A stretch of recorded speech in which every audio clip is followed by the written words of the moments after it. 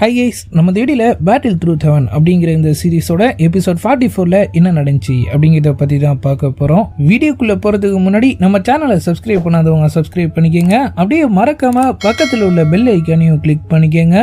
இந்த வீடியோ முடிஞ்சதுக்கு அப்புறமா டிஸ்கிரிப்ஷனில் இன்ஸ்டா ஐடியோட லிங்க் கொடுத்துருக்கோம். ஃபைனல் எபிசோடுக்கான ஒரு சின்ன லீடும் அப்லோட் பண்ணியிருக்கோம். மறக்காமல் அதை பார்த்துட்டு எப்படி இருக்குங்கிறத கமெண்ட் பண்ணுங்கள்.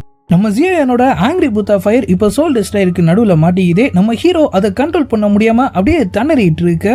வெளியிருந்த அவரோட உடம்பும் இப்போ கொஞ்சம் கொஞ்சமா மாற ஆரம்பிச்சிட்ட மாதிரி காட்டுறாங்க. அவரோட நகலாம் அப்படியே பெருசாயிட்டே போயிட்டு இருக்கு. நம்ம ஹீரோயின் ஒரு பக்கம் அவரை எழுப்ப ட்ரை பண்ணிட்டு இருக்க. நம்ம கிராண்ட் மாஸ்டர் ஜியோயான் விட்டுறத, உன்னோட பவர்ஸ் இன்னும் ஸ்பின் ஆயிட்டு தான் இருக்கு, கண்டிப்பா அவனால அதை கண்ட்ரோல் பண்ண முடியாது அப்படின்னு சொல்லி அவருக்கு தைரியம் கொடுத்துட்டு இருக்காரு.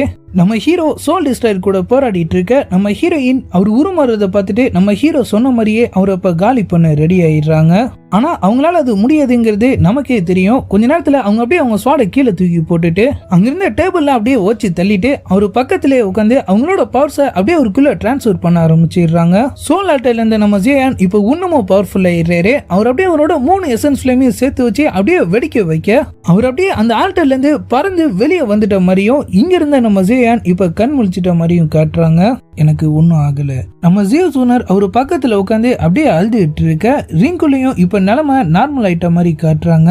நம்ம கிராண்ட் மாஸ்டர் அப்படியே இயற்கையை ரசிக்க ஆரம்பிச்சிடுறாரு. நம்ம ஹீரோவும் ஹீரோயினும் தனியா இருக்கும் போது அவங்க தனியா தான் இருக்காங்க, இருந்தாலும் தனியா பேசிட்டு இருக்கும் போது நம்ம ஜியோயான், நான் அப்பாவை பார்த்தேன், அவர் ஆர்கன்ஸ் எல்லாமே ஈவில் பவரால லாக் ஆயிருக்கு, நான் திரும்பவும் அங்க போகணும், உனக்கு என்ன பைத்தியமா பிடிச்சிருக்கு, ஒரு வாட்டி போனதுக்கு என்னாச்சுன்னு பாத்தீல சூனர், நான் உன்னை பார்த்தேன், மிகப்பெரிய உருவத்தோட ஒரு அரக்க மாதிரி இருந்தான், சோல் டிஸ்ட்ராயர், அவன் தான் நம்ம ஹீரோஸ் எல்லாரையும் அடைச்சு வச்சிருக்கான், ஆனா கவலைப்படாத, என்னால கண்டிப்பா அவனை தோக்கடிச்சு அவங்க எல்லாரையும் காப்பாற்ற முடியும் அப்படிங்கிற நிலைமை வரும்போதான் நான் அங்க போவேன் அப்படின்னு அவர் சொல்ல, நம்ம ஹீரோயின், நீ ப்ராபஸிய நம்புறியா அப்படின்னு சொல்லி கேக்குறாங்க.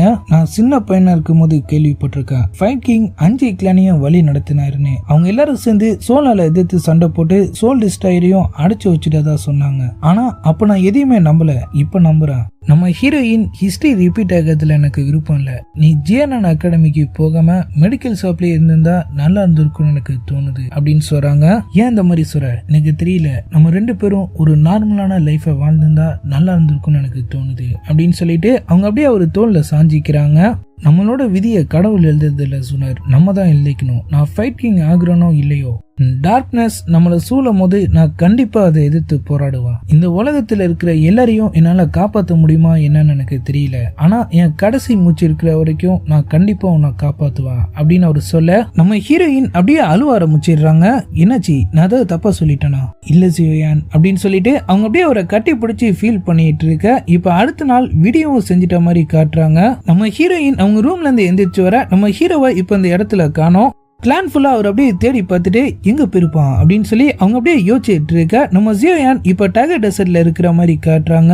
அவர் ஆன்செஸ்டர் இருக்கிற அந்த பாதாளத்துக்கு வெளியே இருக்கிற ஒரு கல்வெட்டை எடுத்து அவர் அப்படியே ஓபன் பண்ணி பார்க்க, அதுக்குள்ள அவங்க கிளானுக்கு சொந்தமான அந்த ஏன்சியன் ஜெட் இருக்கு. அவர் அப்படியே அதை நம்ம கிராண்ட் மாஸ்டர் கிட்ட கொண்டு வராரு.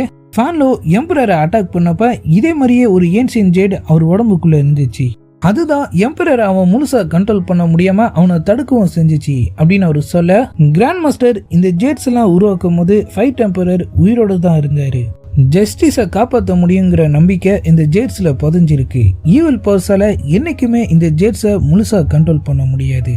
ஜியோயான், இது உனக்கு சரியா இருக்கும், இனிமே நீ தான் அதை வச்சுக்கணும் மாஸ்டர் சொல்லி நம்ம ஜியோயான் என்னைக்கு வேணான்னு சொல்லியிருக்காரு. அவரும் சரின்னு சொல்ல, ஏன்சியன்ட் அயன் தான் இந்த ஏன்சியன்ட் ஜேடை பாதுகாக்க சரியா இருக்கும் அப்படின்னு சொல்லிட்டு கிராண்ட் மாஸ்டர் அவர் பவர்ஸை யூஸ் பண்ணி அந்த ஜேடை முழுசா சீல் பண்ணி ஒரு லாக்கெட் மாதிரி நம்ம ஹீரோ கிட்ட கொடுக்க, இப்ப நம்ம என்டினை காட்டுறாங்க. அவங்க ஏதோ கெட்ட கனவு கண்டுட்டு இருக்கிற மாதிரி தெரியுது. அவங்க டக்குனு அப்படியே தூக்கத்துல இருந்து முழிக்க, வெளியே இருந்த சோல்ஜர்ஸ் எல்லாம் மாஸ்டர் திரும்ப வந்துட்டாரு, மாஸ்டர் திரும்ப வந்துட்டாரு அப்படின்னு சொல்லிட்டு அப்படியே அங்க இங்கமா ஓடிட்டு இருக்கானுங்க. என்னன்னு பார்த்தா நம்ம ஜியோயான் கிட்ட இருந்து தப்பிச்ச ஹென்ஃபங்கும் கூஹியும் இப்ப குத்துவீரும் கொலைவீருமா க்ளவுட் மிஸ்டுக்கு வந்துட்ட மாதிரி காட்டுறாங்க. மாஸ்டர், கார்ட்ஸ வாசலுக்காச்சும் அனுப்பி வச்சிருக்கலாம்ல, எங்களை ஏன் இப்படி அறக்கழிக்கிறீங்க அப்படின்னு சொல்லிட்டு அவனுங்க 2 பேரும் அப்படியே நிக்க முடியாம திணறிட்டு இருக்க. யுன்சைன் அவரோட பவர்ஸை கொடுத்து கூஹியை காப்பாத்துறாரு. யாரா அவங்களை இந்த மாதிரி பண்ணுது, நாங்க கிட்டத்தட்ட அவனை கொன்னுட்டோம், டவர்ல இருந்து கீழே விழுந்தவன் திடீர்னு ஒரு நெருப்பு மாதிரி அப்படியே வெளியே வந்துட்டான், அவனோட ஃபைட் ஆரவும் ரொம்பவே அதிகமாயிடுச்சு, ஒரே அட்டாக்ல அவன் எங்களை என்ன பண்ணிட்டான் பாருங்க.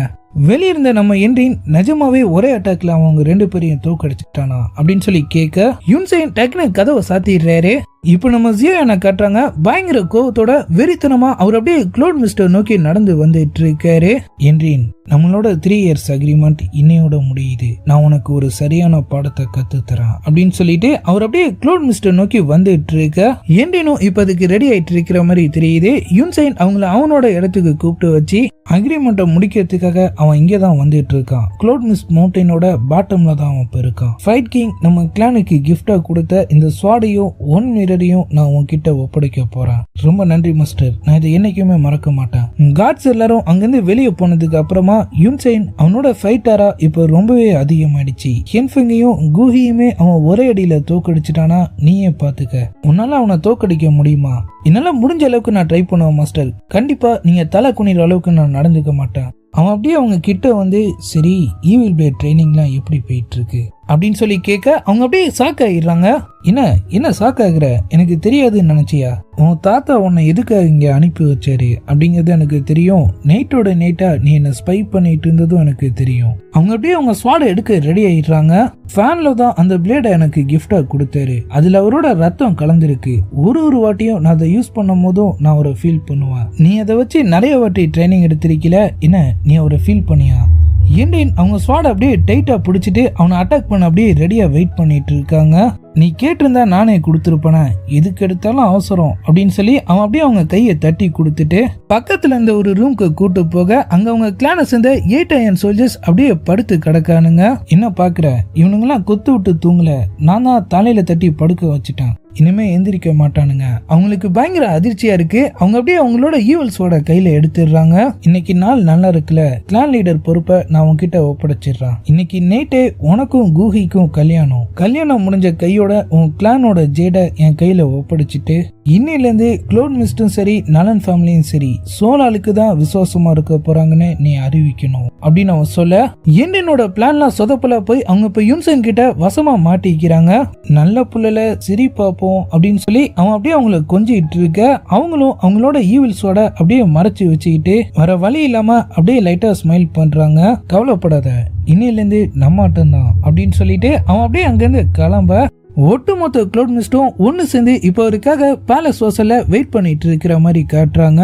யுன்செயின் இப்ப அங்க வர அவருக்கான வரவேற்புலாம் இப்ப பயங்கரமா இருக்கு. நம்ம க்ளோட் மிஸ்ட் கிளான் உருவாகி 1000 வருஷம் ஆயிடுச்சு. மாஸ்டர்ஸ் மாறிக்கிட்டே தான் இருக்காங்க. நான் 60 வருஷமா இந்த கிளானை வழி நடத்திட்டு இருக்கேன். சீக்கிரமாவே இந்த பொசிஷன்ல இருந்து ரிட்டையர்ட் ஆகி என்னோட ட்ரைனிங்ல முழு கவனத்தையும் செலுத்தணுங்கிறது தான் என்னோட ரொம்ப நாள் ஆசையா இருந்துச்சு. ஆனா என்ன பண்றது, நாட்டு நிலைமை மோசமா இருந்ததுனால என்னால அவ்வளவு சீக்கிரம் ரிட்டையர்ட் ஆக முடியல. ஆனா இப்ப நம்ம கிளானை வழி நடத்தக்கூடிய ஒரு சரியான ஆளை நான் கண்டுபிடிச்சிட்டேன் அப்படின்னு சொல்லி அவன் அப்படியே நம்ம என்ரினை அவங்க எல்லாருக்கும் இன்ட்ரோடியூஸ் பண்ணி வச்சுட்டு நீ தான் நம்ம கிளானோட 53rd மாஸ்டராக போற.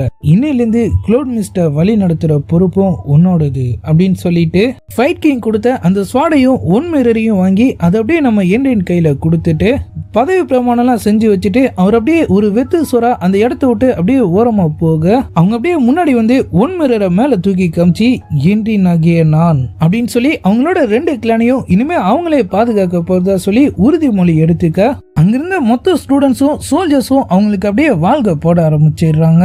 இப்ப நம்ம தலையும் சரியா க்ளோட் மிஸ்குள்ள என்ட்ரி ஆயிடுறாரு. அவர் அப்படியே ஸ்லோ மோஷன்ல உள்ள வந்துட்டு இருக்க அங்கிருந்த மொத்த கூட்டமும் அப்படியே சைலண்ட் ஆயிடுறானுங்க. நம்ம ஹீரோ அப்படியே பறந்து வந்து நடுவுல லேண்ட் ஆகிறாரு. நான் ஜியோயான் ஊட்டங் சிட்டில இருந்து வந்திருக்கேன் என்ரினோட 3 இயர்ஸ் அக்ரிமெண்ட்டை கம்ப்ளீட் பண்றதுக்காக அப்படின்னு அவர் சொல்ல அங்கிருந்த ஒருத்தன் அப்படியே நம்ம என்ரின் கிட்ட வந்து பதவி வெறுப்பு இல்லாதுமா, இதுக்கு தேவையில்லாத பிரச்சனை எல்லாம் நம்ம ஸ்டூடெண்ட்ஸை விட்டு அவனை அடிச்சு வரட்டிடலாம் அப்படின்னு சொல்றான். இல்ல இது என்னோட பர்சனல் பிரச்சனை, நானே இதை பாத்துக்கிறேன் அப்படின்னு சொல்லிட்டு அவங்களும் அப்படியே அங்கிருந்து பறந்து வந்து அப்படியே ஸ்டேஜில் லேண்ட் ஆயிடுறாங்க. அவர் அப்படியே பயங்கர கோவத்தோட என்ரின் கல்யாணத்தை நிறுத்தி நீ கிளானை அவமானப்படுத்தினதுக்காக நான் உன்னை பழி வாங்க வந்திருக்கேன் அப்படின்னு சொல்ல அன்னைக்கு நடந்ததுதான் இன்னைக்கும் நடக்க போகுது. ஆனா உன்னை அட்டாக் பண்ணுங்கிறது என்னோட இன்டென்ஷன் இல்ல, நான் உன் சேலஞ்சை ஏத்துக்கிறேன், எல்லாம் விதிப்படி நடக்கட்டும் அப்படின்னு சொல்லிட்டு அவங்க அப்படியே அவங்க ஸ்வாட் எடுத்து அவர் அப்படியே அட்டாக் பண்ண ஆரம்பிச்சிடுறாங்க. நம்ம ஹீரோ அவரோட ரூலரை வச்சு அது எல்லாத்தையும் அசால்ட்டா அப்படியே தடுத்துடுறாரு. அவங்க 2 பேரும் ஒருத்தருக்கு ஒருத்தர் அப்படியே நேருக்கு நேர் மோதிக்கிறாங்க. அவருக்கு அப்படியே பழசுலாம் ஞாபகத்துக்கு வருது. என்றேன் அன்னைக்கு எல்லாரும் முன்னாடியும் வச்சு அவரை அடிச்சு அவமானப்படுத்தினதை நினைச்சு பார்த்துட்டு அவர் அப்படியே அவங்களை அட்டாக் பண்ணி பின்னாடி தரல.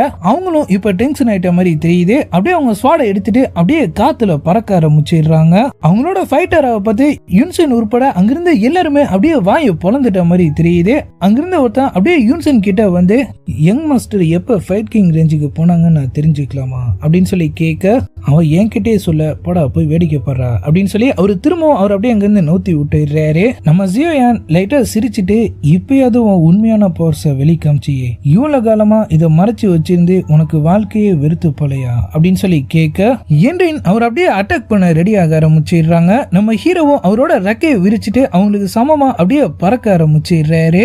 ஹென்ஃபங்கும் கூவும் கூட இப்ப அங்கதான் நின்றுட்டு இருக்கானுங்க. இவளோட ஆரா ரொம்பவே பவர்ஃபுல்லா இருக்குல்ல, இவ்வளவு காலமா இதை மறைச்சு வச்சு நம்ம எல்லாருமே அவ ஏமாத்திட்டா பாரு அப்படின்னு ஹென்ஃபங் சொல்ல, கு நம்ம மாஸ்டரால கூட இதை கண்டுபிடிக்க முடியலனா இவ எவ்வளவு பெரிய ஆளா இருந்திருக்கணும். அகாடமில கூட அவன் இந்த பவர்ஸை யூஸ் பண்ணதே இல்ல. இவ்வளவு சின்ன வயசுல இவ்வளவு பெரிய பவரை மறைச்சு வச்சிருக்கானா, இவ கண்டிப்பா பயங்கரமான ஆளா தான் இருக்கணும் அப்படின்னு அவர் சொல்ல, நம்ம ஹீரோவும் அவங்களும் ஒருத்தர் கூட ஒருத்தர் அப்படியே சண்டை போட்டுட்டு இருக்காங்க. என்றேன் அவங்க ஃபுல் பவரோட இருக்கிற அதே நேரத்துல அப்படியே அவங்களோட ஈவில் ஸ்வாடையும் இப்ப அப்படியே வெளியே எடுத்துடுறாங்க. யுன்சென் அவன் செத்தான் அப்படின்னு சொல்லி அப்படியே சிரிப்பை போட, ஜியோயான் இன்னைக்கு நம்மள பவர்ஃபுல்லான ஆள் யாருங்கிறத நீ தெரிஞ்சுக்க போற அப்படின்னு சொல்லிட்டு அவங்க அப்படியே அதை அவரை நோக்கி தூக்கி போட்டுடுறாங்க. அந்த ஈவில் ஸ்வாட் அப்படியே ஒரு ஈவில் டிராகனா மாதிரி நம்ம ஹீரோ அப்படியே காலி பண்ண வர, நம்ம ஜியோயான் அவர் ஃபுல் பவர்ஸோட அந்த ரூலர் அப்படியே தூக்கி போட்டு அந்த டிராகனை அப்படியே காலி பண்ணிடுறாரு. அந்த ஈவில் பிளேட் மேல அவரோட ரூலர் விழுந்து அதை அப்படியே லாக் பண்ண நம்ம எண்டினோ பயங்கரமா டேமேஜ் ஆகி அப்படியே கீழே வந்து விழுந்துடுறாங்க. யுன்சென் இதை எதிர்பார்க்கவே இல்ல. நம்ம ஹீரோ அவரோட 8 எக்ஸ்ட்ரீம் கொலாப்ஸை போட்டு நம்ம எண்டின் அப்படியே காலி பண்ற மாதிரி வந்துட்டு ஜஸ்ட் மிஸ்ல அதை அப்படியே அவங்க பக்கத்துல யூஸ் பண்ணிடுறாரு. நீ தோத்துட்ட அப்படின்னு அவர் சொல்ல, அந்த பவர் மட்டும் நம்ம மேல பற்றிருந்தா நமக்கு கண்டிப்பா சங்குதான் அப்படிங்கறத புரிஞ்சுட்டு அவங்களும் அப்படியே அவர்கிட்ட சரண்டர் ஆயிடுறாங்க. நீ ஜெயிச்சிட்ட ஜியோயான், இன்னிலிருந்து அக்ரிமெண்ட் படி நான் உனக்கு சொந்தமாயிட்டேன் அப்படின்னு அவங்க சொல்ல, நம்ம ஹீரோ இந்த நாளை நீ எதிர்பார்த்திருக்கணும் அப்படின்னு சொல்றாரு. உண்மைதான், கடைசி 3 வருஷமா நான் தோத்துட்டு தான் இருந்திருக்கேன் அப்படின்னு சொல்லிட்டு என்றேன் அவங்களோட ஈவல் ஸ்வாட் எடுத்து அவங்கள அப்படியே காலி பண்ணிக்க போக, நம்ம ஜியோயான் அவங்கள அப்படியே தடுத்துடுறாரு. உன் வாழ்க்கையில நீ இப்பதானே முத தோல்வியை சந்திக்கிற, அதுக்கே இந்த மாதிரிலாம் பண்ணா எப்படி அப்படின்னு சொல்லிட்டு உன்னை எனக்கு சொந்தமாக்கிக்கிறதுல எனக்கு எந்த விருப்பமும் இல்ல அப்படின்னு சொல்லி அந்த ஈவல் ஸ்வாடையும் அப்படியே அங்கிருந்து காணாம பண்ண, அவங்களோட அப்பா இப்ப ஸ்டேஜுக்கு வந்துடுறாரு. எல்லாருக்குமே அவங்களுக்கான காலம் வரும். யங் பீப்புளை புள்ளி பண்றதுக்கு முன்னாடி ஒரு தடவைக்கு 1000 தடவை யோசிச்சுக்கங்க அப்படின்னு சொல்லிட்டு அவர் அப்படியே மாசா போஸ்ட் கொடுத்துட்டு இருக்க, என்னோட அப்பா அவங்களை அப்படியே ஸ்டேஜ்ல இருந்து கீழே கூட்டு வந்துடுறாரு. அங்கிருந்து ஹென்ஃபங்கும் கூவும் அவங்களை ஆக்கிரமிச்சிடறானுங்க. உன் பொண்ணு சின்ன வயசுலயே சாக கூடாதுன்னு நினைச்சினா வாயை மூட்டுரு அப்படின்னு சொல்லி ஹென்ஃபங் அவர் அப்படியே மிரட்டிட்டு இருக்க, கு அவங்களை அப்படியே தனியா கூட்டு போய், நீ மாஸ்டர் டிசப்பாயிண்ட் பண்ணிட்ட, அவர் இனிமே உன்னை பத்தி கவலைப்பட போறது இல்ல, நல்ல பிள்ளையா உன் கிளானோட ஜேட சீக்கிரமா அவர்கிட்ட ஒப்படைக்க பாரு அப்படின்னு அவன் சொல்ல, அவங்க அப்படியே பயங்கர காண்டோடையும் கோவத்தோடையும் அவன் அப்படியே ஒரு லுக்கு விடுறாங்க. யுன்சென் சரி ஜியோயான் நீ தான் ஜெயிச்சிட்டில கிளம்பு அப்படின்னு சொல்ல, அவர் அப்படியே ஒரு ரூலரை தூக்கி கீழே போடுறாரு. அங்க உழுவ ஆரம்பிச்ச விரிசல் அப்படியே யுன்சென் கால் வரைக்கும் டெவலப் ஆயிட்டு வந்து அவங்க எல்லாரையும் அப்படியே பறக்க விட அவன் அப்படியே சாக்காயிரான். நான் இங்க வந்ததுக்கு மொத்தம் 3 காரணம் இருக்கு. ஒன்னு, எண்டனுக்கும் எனக்குமான 3 இயர்ஸ் அக்ரிமெண்ட். ரெண்டாவது, க்ளோட் மிஸ்ட், ஸ்டார் பவிலியன், நலன் கிளான் அப்படின்னு சொல்லி 3 கிளான்ஸும் ஒன்னு சேர்ந்து என் அம்மாக்கு துரோகி பட்டம் கட்டி அவங்கள தற்கொலை பண்ணிக்க வச்சீங்களா, அதுக்கு பழி வாங்கறதுக்கு அப்படின்னு அவர் சொல்ல, யுன்சென் பக்கத்துல நின்றுட்டு இருந்தவரு, டே ஜியோயான் உன் ஃபைட்டரை வச்சுட்டு எங்க வந்து என்ன பேசிட்டு இருக்க அப்படின்னு சொல்லி கேக்குறான். அப்ப நீங்க இல்லன்னு சொல்ல உங்க தப்ப ஒத்துக்கிறீங்க. யுன்சென் நாங்க ஒன்னும் அம்மாவை கொல்றதுக்காகவோ ஸ்டார் பவிலியனோட ட்ரெஸரியை திரும்ப கேட்டவங்க வரல, அவளோட சொந்த மாஸ்டரையை கொண்டு இருக்கா, அதை பத்தி கேட்கறதுக்காக தான் அங்க வந்தோம். தப்பு பண்ணாதவ ட்ரெஸரிய சோல் டிஸ்டர் கிட்ட கொடுத்துட்டதா எதுக்காக சொல்லணும், எதுக்காக தற்கொலை பண்ணிட்டு சாகணும், அவ துரோகி தான், அவ இன்னசென்ட்டை நிரூபிக்க உன்கிட்ட ஆதாரம் இருந்தா காட்டு, அப்படி இல்லனா க்ளோட் மிஸ்ட விட்டு நீ உயிரோட வெளியே போக முடியாது அப்படின்னு அவன் சொல்ல, நம்ம ஹீரோ ஆதாரமா, அவங்க உண்மையிலேயே நீங்க சொல்ற மாதிரி ஒரு ட்ரேடரா இருந்திருந்தா அவங்க எதுக்காக திரும்ப வரணும், என் அப்பா அவரோட ஃபைட்டர் அவ அழிச்சுக்கிட்டது கூட எங்க கிட்ட ட்ரெஸரி இல்ல அப்படிங்கறத காட்டுறதுக்காக தான். அப்புறம் இது எல்லாத்துக்கும் காரணம் யாருங்கிறது கூட எனக்கு தெரியும். சொந்த கிளானுக்கே துரோகம் பண்ணது, மாஸ்டரையே கொன்னதுன்னு சொல்லி இது எல்லாத்தையும் பண்ணவன் அப்படின்னு அவர் சொல்ல வர சைட்ல மறைஞ்ச இந்த ஹென்ஃபங் அப்படியே பாஞ்சு வந்து அவர் அப்படியே அட்டாக் பண்ண ட்ரை பண்றான். ஆனா நம்ம ஜியான் அவன் அப்படியே அடிச்சு பறக்க விட்டுறாரு. இது எல்லாத்தையும் பண்ணது இந்த ஹென்ஃபங் திருட்டு பையதான். 5 கிளானும் சோலால எதிர்த்து அட்டாக் பண்ண போயிட்டு இருந்தப்ப அவங்க எல்லாரையும் காட்டி கொடுத்துட்டான்.